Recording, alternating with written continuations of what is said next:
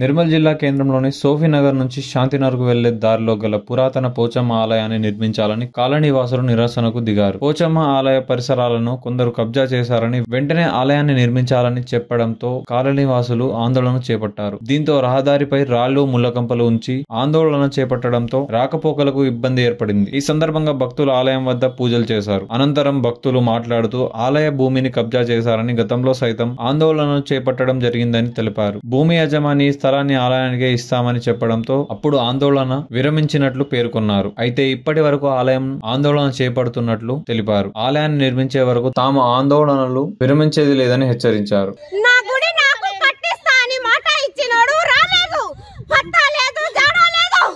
గెలిచినోడు కూడా రెండు మాటలు చెప్పిపోయినాడు.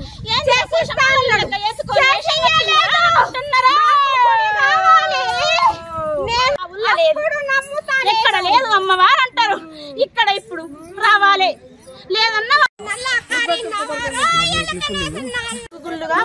గుడి కట్టి ఇవ్వమని చెప్పు. గ్రామదేవత ఉండాలి కదా వాడవాడల్లా.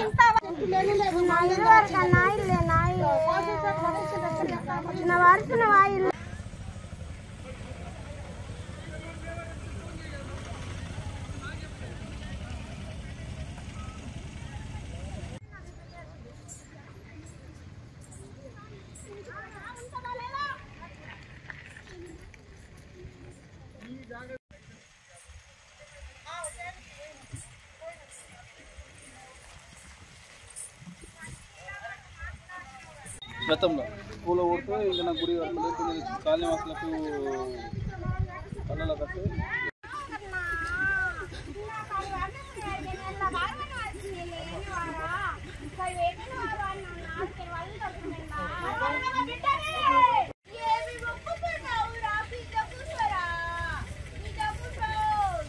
సిద్ధాపూర్ శివార్లలో వాళ్ళ ఇక్కడ గుడి ఉండే, ఇక్కడ అమ్మవారిది.